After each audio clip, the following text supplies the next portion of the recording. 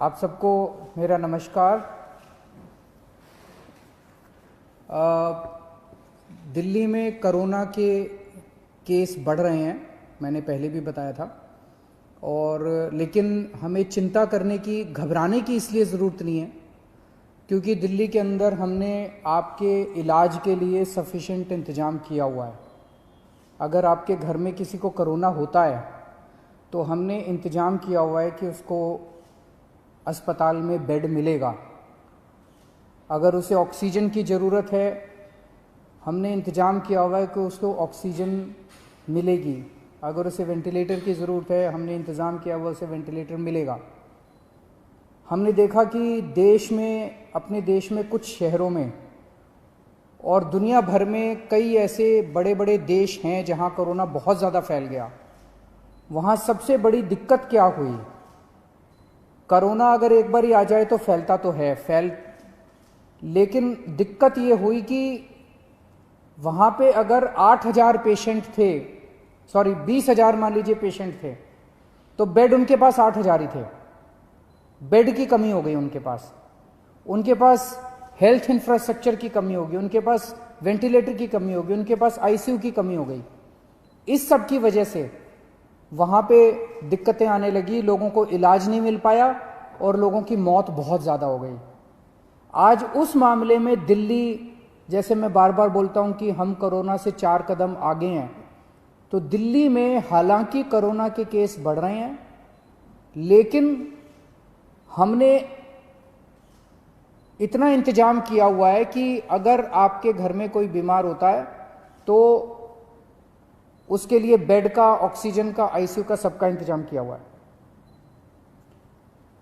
एक तरफ तो मैं कहता हूं कि हमने आपके लिए इंतजाम किया हुआ है, बेड की कोई कमी नहीं है, हम कहते हैं कि ऑक्सीजन की कोई कमी नहीं है, वेंटिलेटर की कोई कमी नहीं है, आईसीयू की कोई कमी नहीं है। दूसरी तरफ कई बार लोगों के फोन आते हैं, लोगों के मैसेज आते हैं, जी मैं दर दर भटक रहा हूं, मेरे को बेड नहीं मिल रहा, मैं इस अस्पताल में गया, फिर इस अस्पताल में गया, फिर इस अस्पताल में गया, मुझे बेड नहीं मिल रहा। तो इंफॉर्मेशन का गैप है। एक तरफ सरकार ने आपके लिए बेड का इंतजाम कर रखा है, जैसे आज की डेट में 6,731 बेड हैं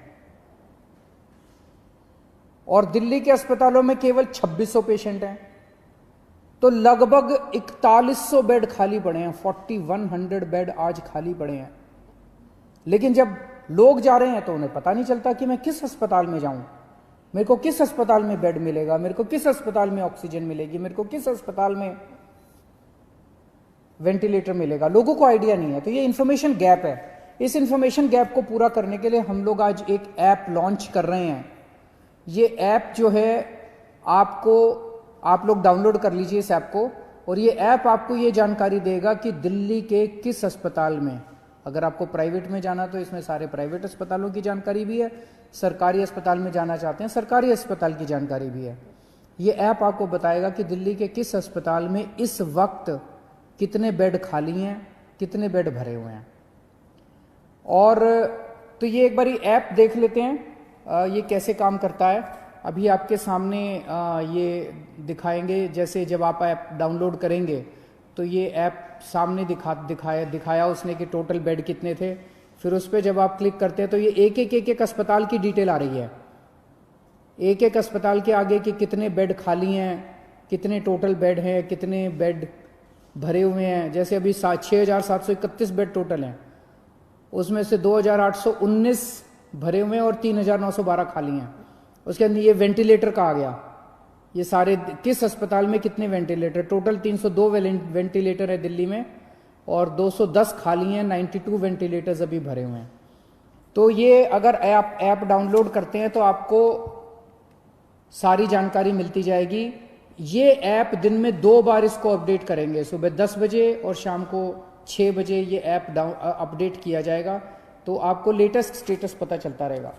अगर आप इस ऐप को डाउनलोड करना चाहते हैं तो एक तो गूगल प्ले में जाके आप इस ऐप को डाउनलोड कर सकते हैं। गूगल प्ले में दिल्ली कोरोना इस नाम से आप इसको डाउनलोड कर सकते हैं। दूसरा, आप इसका वेब पेज भी खोल सकते हैं। अगर आपके पास ऐप नहीं है तो इसका एक वेब पेज बनाया गया है, delhiFightsCorona.in, delhiFightsCorona.in/beds। इसके ऊपर भी आपको ये सारा बेड्स का स्टेटस मिल जाएगा। अगर ये भी नहीं है तो आप 1031 जो हमारी हेल्पलाइन है, 1031 पे फोन करेंगे तो वो आपको पूरा का पूरा जो बेड्स का स्टेटस है वो आपको एसएमएस के जरिए भेज देंगे। और या आप इस नंबर पे, अगर आप व्हाट्सएप नंबर है 8800007722, इस नंबर से भी आप इस ऐप को डाउनलोड कर सकते हैं।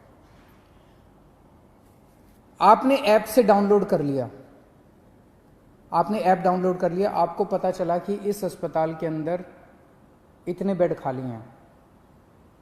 आप उस अस्पताल में गए, ऐप में लिखा है कि इतने बेड खाली हैं, आप उस अस्पताल में गए, अस्पताल ने आपके जाने के बाद आपको एडमिशन देने से मना कर दिया, फिर आप क्या करेंगे? इसका हमने पूरा इंतजाम किया है। आप 1031 पे, वहीं अस्पताल के रिसेप्शन पे बैठ के 1031 पे फ़ोन करना और 1031 पे आप बताना कि मैं अस्पताल में हूँ, ऐप में लिखा हुआ है इसके अस्पताल खाली हैं, ये मुझे एडमिशन नहीं दे रहे। 1031 पे तुरंत हमारे स्पेशल सेक्रेटरी हेल्थ के पास फ़ोन पहुँचेगा और वो स्पेशल सेक्रेटरी हेल्थ उस अस्पताल से बात करके आपको ऑन द स्पॉट मौके पे बेड दिलवाएंगे। इसका पूरा इंतजाम किया हुआ है। लेकिन एक चीज़ का ख्याल रखना, जैसा मैं बार बार बोल रहा हूँ, आज दिल्ली के अंदर 20,000 से ज़्यादा केस हो गए, लेकिन केवल 2600 लोगों को अस्पताल में एडमिट होने की ज़रूरत पड़ी। आज की डेट में भी 6-7 हज़ार लोग अपने घरों के अंदर इलाज कर रहे हैं, उनको अस्पताल आने की ज़रूरत नहीं है। अगर सब लोग अस्पतालों में आने लग गए तो अस्पताल भर जाएंगे। ये मैनेजमेंट करना बहुत ज़रूरी है। तो अगर कोई अस्पताल एनालिसिस करके, डॉक्टर्स एनालिसिस करके आपको ये कहते हैं कि आपको अस्पताल में एडमिट होने की ज़रूरत नहीं है, आप प्लीज़ घर में जाके, घर में अपना, आप माइल्ड हैं या एसिम्टोमेटिक हैं, घर में इलाज करा लीजिए, उनकी बात मान लीजिएगा। वहाँ पे आप ज़बरदस्ती मत कीजिएगा कि बेड आपको दिया जाए। डॉक्टर्स अगर कहते हैं कि आपकी बीमारी सीवियर नहीं है, आपका घर में इलाज हो सकता है, आप घर में इलाज कर लीजिए। और घर में जब जाएंगे तो चिंता मत करना, हमने एक टीम लगाई है, वो दिन में 2 बार 3 बार आपसे बात करेगी, आपके परिवार वालों से बात करेगी, और अगर आप घर में सीरियस हो जाते हैं तो फिर आपके लिए बेड का इंतजाम कर देंगे। तो सब लोग, मुझे लगता है कि ये जो इन्फॉर्मेशन गैप था, जो बहुत बड़ा गैप था, वो ख़त्म हो जाएगा। आपको क्लिक ऑफ द बटन पे पता चल जाएगा कि किस अस्पताल के अंदर कितने बेड हैं और आपको अब बेड की चिंता करने की ज़रूरत नहीं है। शुक्रिया।